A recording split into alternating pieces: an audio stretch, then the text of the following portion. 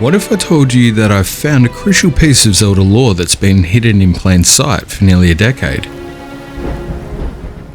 And stranger still, you might even have it in your home right now. One of the reasons I love The Legend of Zelda is the many mysteries that surround the series and its lore. The mysteries are like puzzles, and that's a core feature of Zelda games in general. It's not surprising that a lot of Zelda fans who love the games also appreciate the mysteries as puzzles waiting to be solved. Now, if that sounds like you, get ready to investigate the mystery of the Hyrule map, one of the missing pieces of Zelda lore we need to talk about. There's a lot to cover, so let's get into it.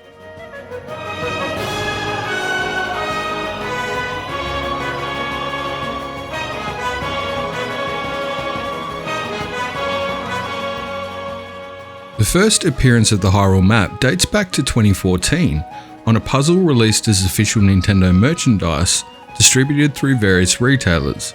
It was produced by USAopoly and it still forms part of their catalogue today. Currently it's sold on Amazon. It's here in 2014 where our chronology begins from a fan perspective, with the first appearance on a Reddit thread that I can find. The thread itself is titled, "We have our first unified world map, thanks to an officially licensed puzzle," and it was posted on r/TrueZelda by PsychoBeans and shows the map in puzzle form with the Hylian text deciphered and a slew of comments from interested fans. It's a beautiful snapshot in time, with the first comment reflecting the excitement at expanding the lore of the Zelda franchise and looking forward to Zelda Wii U, later to be dubbed Breath of the Wild. The next reaction fits a theme that will become all too common as time goes on. A Mexican guy here comments on elements of the map being similar to that of Ocarina of Time, Minish Cap and Twilight Princess, even one aspect in the Gerudo Desert, that of the sinking ship, being similar to that of the ancient ocean featured in Skyward Sword. The observations make sense. Indeed, the map can be interpreted to highlight elements from all those games, and you'd be hard pressed to argue against it. Overall, the thread captures a general enthusiasm for the item, especially considering what little context there is to go by. We fast forward to 1 year later in 2015, where the next Reddit thread appears, and this one is dubbed Zelda Hyrule Map Key I Completed, and it's by Windsleeper on r/Zelda. This post is a detailed breakdown of Windsleeper's investigation into the map, and curiously notes the origin of their discovery as being a poster that was paired with Zelda's Monopoly Edition. That's right, our map has moved on from puzzle form to another piece of merchandising, that being a poster associated with another licensed product, reaching a new audience via this medium. Windsleeper does a great job in detailing their sources and explanations for what the map actually is, concluding it to be not one of a certain version of Hyrule, but instead a collective, in this instance comprising maps of Hyrule and Termina. Their final version is an interesting take, with some liberties in recognition of other locations and titles familiar to the series, and it's an exercise that we'll employ towards the end of this video. Things go quiet on the forums for a while, but upon the release of Breath of the Wild in 2017, a new thread appears. This one is the classic question that I see asked the most from this point on. Anyone know what map of Hyrule this is? From here, responses are mixed from what the map represents as well as where it originates from. As far as locations, what's more common is a mashup, people referring to all sorts of titles, those being Majora's Mask, Skyward Sword, Ocarina of Time. We even see our first mention here of a reference to Breath of the Wild. The most recent threads appear within the last 2 years towards the end of 2021, and like the trend of threads to date, the OP puts the map up, asking if anyone knows what game it's from or what it's about. Responses continue to reflect individual interpretations, with most seeing aspects of a variety of Zelda titles, and the origins of the map again ranging from the initial puzzle we talked about before to its inclusion in an official notebook. Sources of the map start to vary, where we see it being bundled and included with an official notebook, an example of one finding it on a tapestry at their local mall. One person recalls receiving a copy of it with a 3DS carrying case around the release of Majora's Mask 3D, and even another mentions finding it bundled in with a Switch Pro controller they got from Japan. From the first publication of the map in 2014 to the most recent threads in 2021, the map has found curious fans at specific junctures of time, coming across it from different media and sources. yet somehow managing on all occasions to capture the essence of Zelda. A little context to put it in perspective in terms of an explanation as to why this map exists or is in circulation to begin with. The marketing blurb featured on the puzzle invites buyers to explore the wild vastness of Hyrule with this collectible and beautifully detailed jigsaw puzzle styled as a map of Hyrule, featuring locations from multiple classic Legend of Zelda games from Nintendo. Though this version that we see today, noted with 1,000 pieces and is copyright 2021, people like myself probably own the original release, a 500 piece collector's edition copyright 2014. The same map, the same question, the same vague answers, and so it could easily be left as nothing more than what it appears. General Zelda merch featuring a map recalling locations from multiple classic Zelda titles, nothing more, nothing less. However, for me, my love affair with the map didn't begin with the puzzle, even though I owned it at the time. It began more so with its inclusion in a GDC presentation, and the moment it was referred to by Hidemaro Fujibayashi.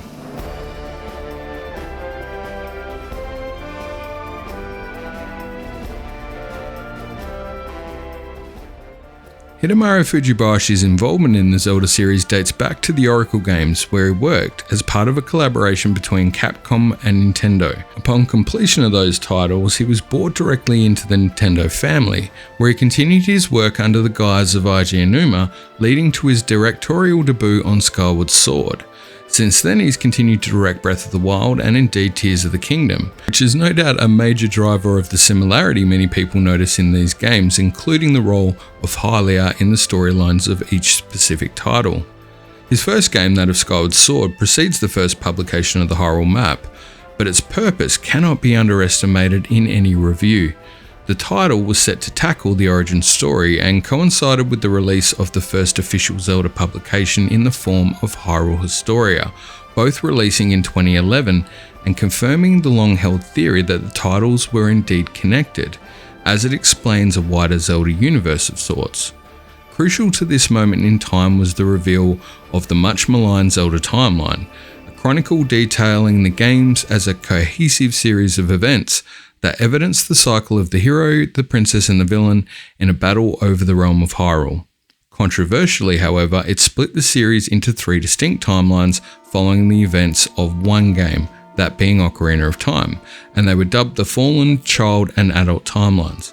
Now, for the sake of this theory, I won't delve further into details, but what's important to note is that in this period, Skyward Sword and Hyrule Historia essentially anchored the Zelda series by providing a baseline.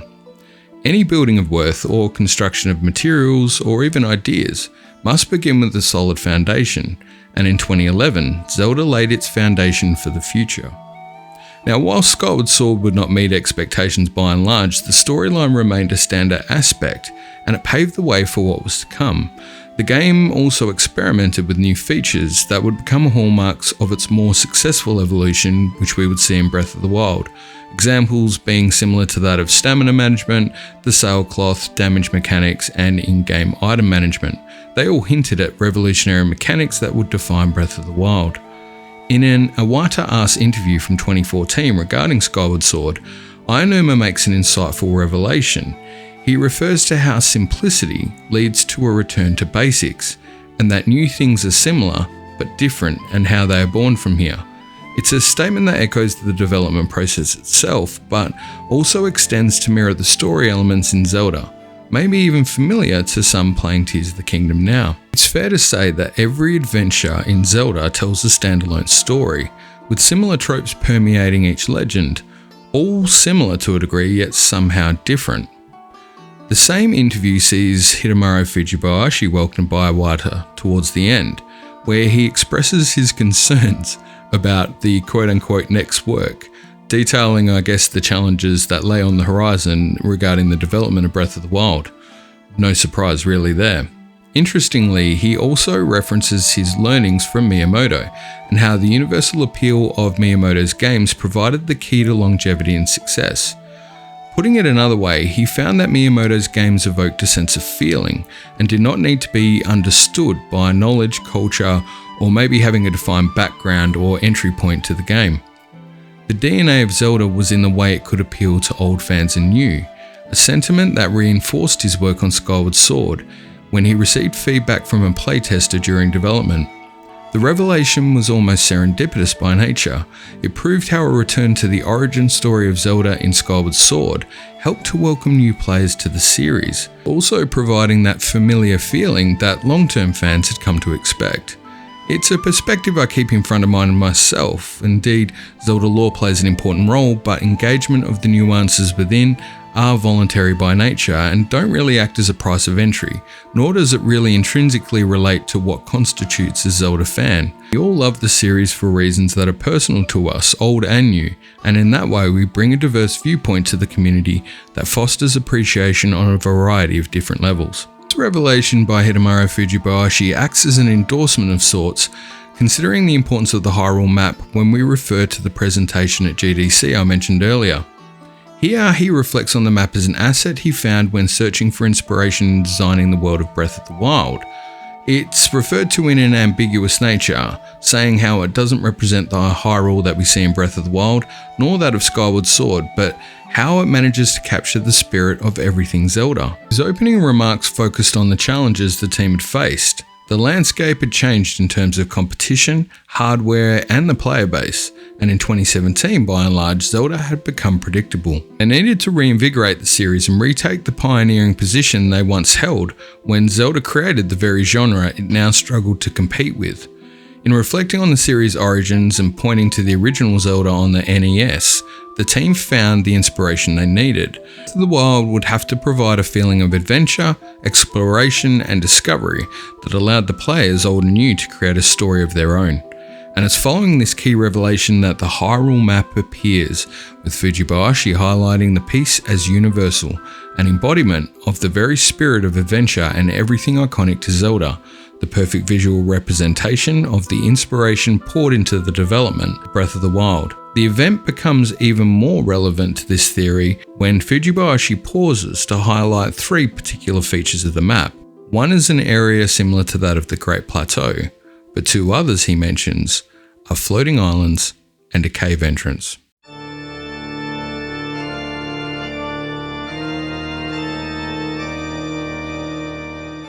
Now we can start putting the pieces together. In the GDC presentation, Fujibayashi points out three specific features, highlighting them in red underline.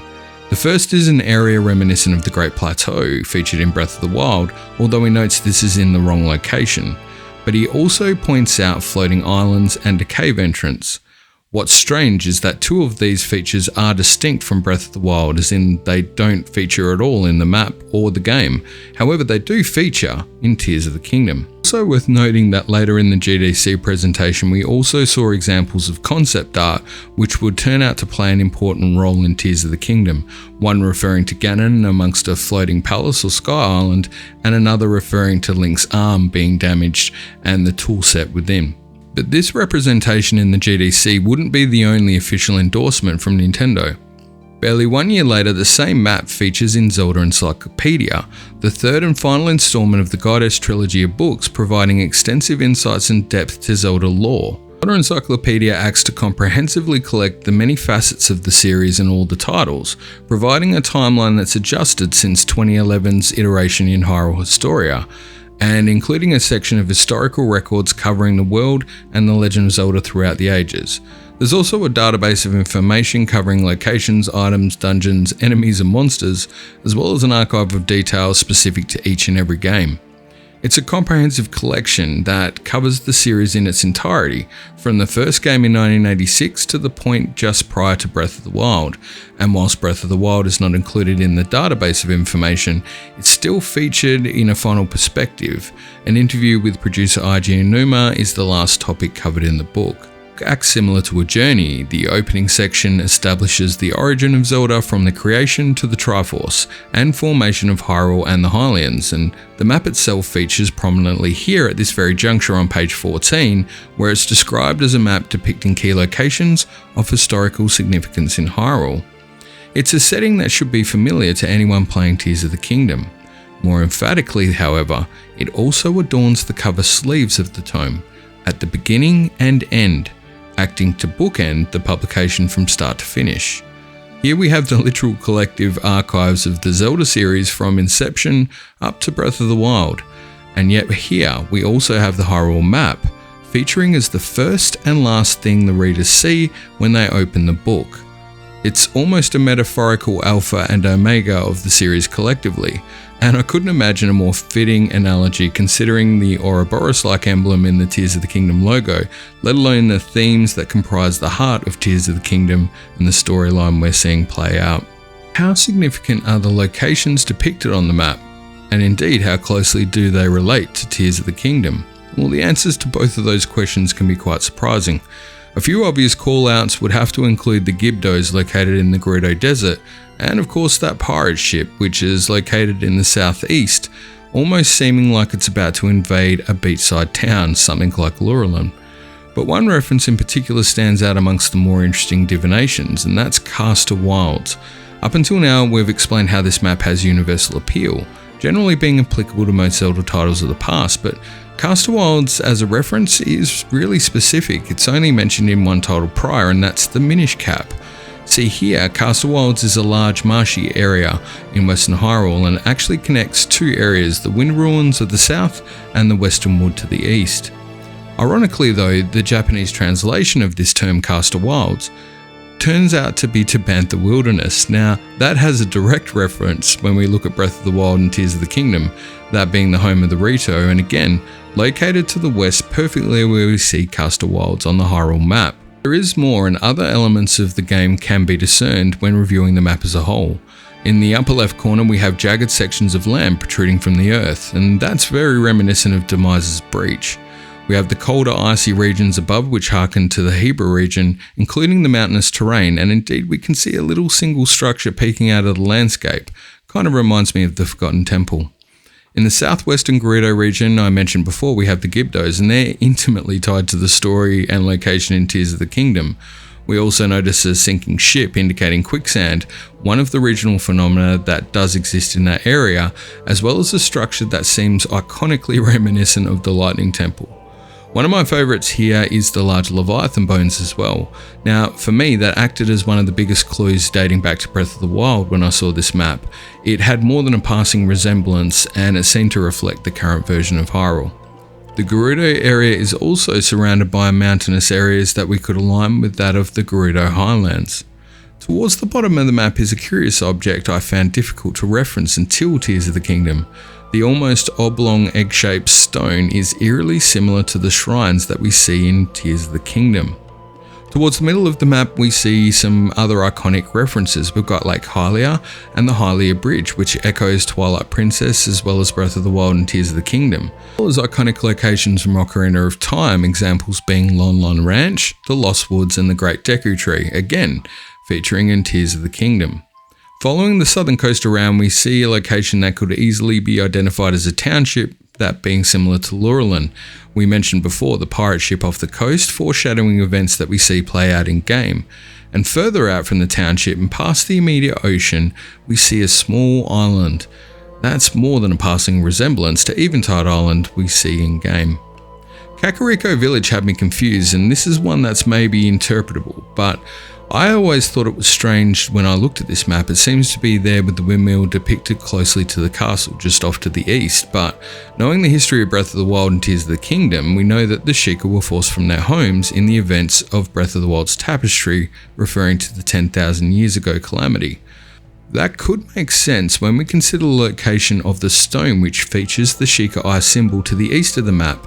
It could be recalling the new version of Kakariko Village as well as a reference to Ocarina of Time.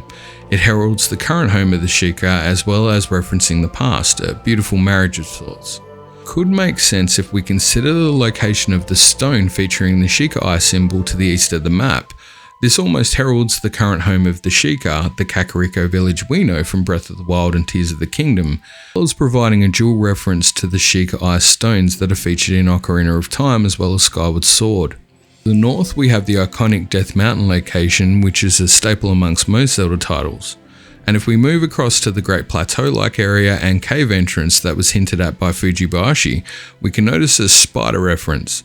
Now this is a callback to Ocarina of Time of course, but It also does marry up with another iconic location from Breath of the Wild and Tears of the Kingdom, that being Lanayru Pass. This was known as a place of pilgrimage for those seeking the Spring of Wisdom atop Mount Lanayru, and also the scene where Calamity Ganon erupted in Breath of the Wild's memories following Zelda's descent from the mountain on her 17th birthday. In development concept art, this is referred to in creating a champion as the Spider's Nest, a name that seems to reflect this location perfectly on the map, situated to the east and acting as a thoroughfare between the mountains and those seeking access to the east in areas like Zora's Domain. Zora's Domain is located to the east where expected, and just around there we also see ancient ruins, torii-like structures, and a place not unlike Akala.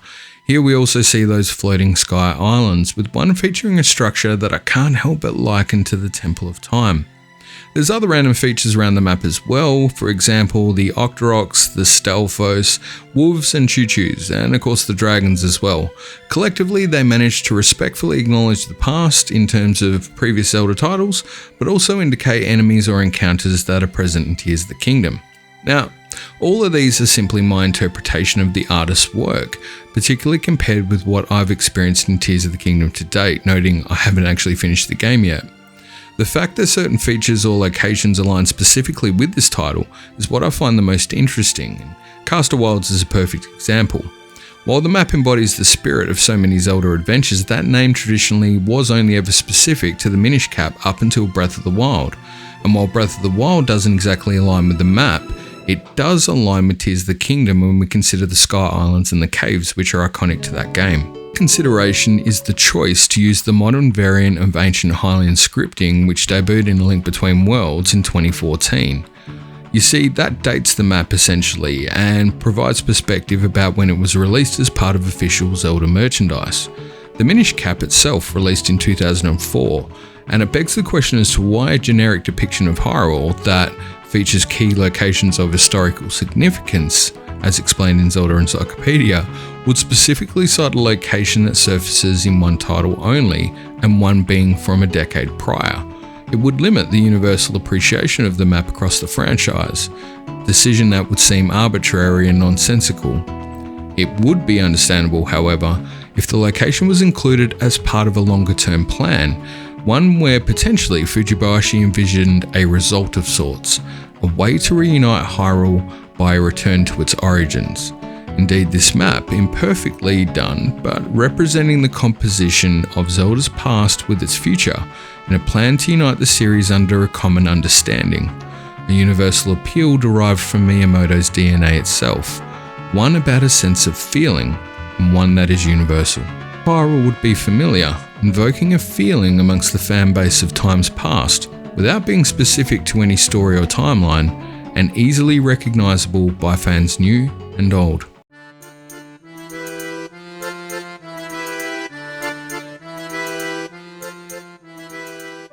One of my favourite mysteries in the Zelda franchise is that around the Song of Storms. It's a paradox by nature, but it does tantalise the player to try and figure out what happened. When you play Ocarina of Time, you come across the man in the windmill as adult Link, and he teaches you the Song of Storms because of his fury at the damage caused when a young person came through and played the song. In the game, time travel becomes a factor and you end up going back to that location as child Link and inevitably using that very song to cause the damage the man at the windmill had referred to, as a means to an end of sorts to afford entry to the well at the bottom of Kakariko Village. Herein lies the paradox. Adult Link could not learn the song if he had not played it as a child in the past, but then again, the child would not have known the song had he not experienced it as an adult earlier in the game. Thus, the concept is paradoxical by nature, a classic conundrum for the brain, or a causal loop of sorts. It's impossible to know what came first here, the chicken or the egg, or in this case, the song or the crazy. This isn't the only example of time travel and loops driving the Zelda series and its lore. Skyward Sword tells a narrative structured around similar time travel mechanics hinting towards a time loop, depending on the perspective of the viewer of course. Events transpire such that it establishes a cycle that is destined to repeat, whether that be based on Demise's curse or simply the pursuit of power, which is embodied in the iconic Triforce and those who seek it. But such cycles can be considered universal because they are nothing new to us. We accept them without knowing the trigger definitively. If we look, it's a story of balance, for where there is light, a shadow is bound to be cast. Where there is day, it is bound to turn to night, as too is the cycle of life, death, and rebirth. Let's take the view of day and night. Does it matter which came first? We hardly debate the origins of our daily routines because it's almost irrelevant. What is important is how each affects us and how they make us feel. We are by nature livelier and more active during the day, whereas night tends to evoke a feeling of unease and caution, or a feeling of rest and relaxation, depending on where you come from. That feeling, that of the beginning and end of each Zelda story, also guarantees another to come, in that Hyrule will always face a new threat, and so the spirit of the hero would again be called to meet the challenge. It occurred to me that maybe Fujibayashi's solution was not explicit, and that the map is indeed the perfect composition of that philosophy. By telling an origin story in Skyward Sword, he was able to create a connection to an end of sorts, potentially the events occurring in Tears of the Kingdom as an example. But just as the Song of Storms paradox does not have a definitive beginning or end, so too does the employment of that iteration of the cycle, in how the ending is intrinsically linked to the beginning. So too is the loop now a variation of the original iteration.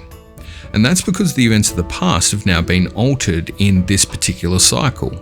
It means the stories from the past still exist, but they're open for reinterpretation in a new cycle, a rebirth of sorts. If it's viewed simplistically, it explains how Hyrule can be so similar, yet different from one iteration to the next. But therein lies the secret application and why this is such a great philosophy. It's how it only represents one viewpoint, and therefore it's open to interpretation. Indeed, the cyclical nature allows room for imagination. Hardcore fans are able to debate the minutiae, whilst new players can simply appreciate the story on its own merits. The thing is time travel and thereby the theoretical application that surrounds the nature of it within a fictional artwork such as The Legend of Zelda will always be open to debate. I'm certainly not proposing one view over another. What I am proposing though is that this map, this innocuous piece of merchandising sold in the form of puzzles, flags, decals and more for nearly a decade now, is actually an important piece of Zelda lore, and very relevant to our understanding of the series, particularly for the last decade. Whether it be how a fan of Twilight Princess made connections 9 years ago, to what a fan of Tears of the Kingdom is able to garner when looking through the lens of 2023. The inclusion of this map in the GDC presentation by Hidemaro Fujibayashi, and indeed the references in Zelda Encyclopedia in the way it acts to bookend the series archives, seems more than coincidental. At the very least, I'd argue it's quite symbolic. For me personally, the Hyrule map defines the last decade of Zelda. It explains the journey that developers and fans alike have shared as we've ushered the series forward towards the future. One that respectfully acknowledges the past, is considerate of its place in the world currently, but establishes a future where Hyrule will strike the balance between the new and the familiar.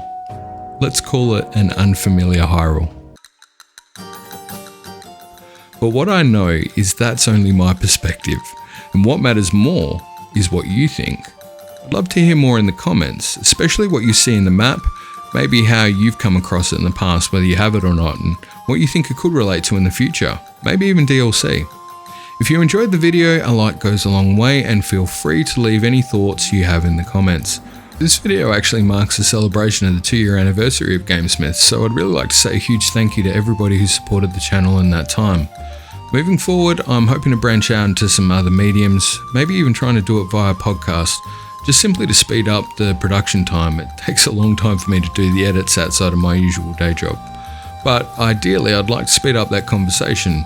Interacting with the community is my favourite part of what I do, and if I can find a way to do that that keeps you all interested, then I'm certainly keen to try it. Well, as always, thanks for choosing to spend your time with us. Stay safe, keep being amazing. See you next time here on GameSmiths.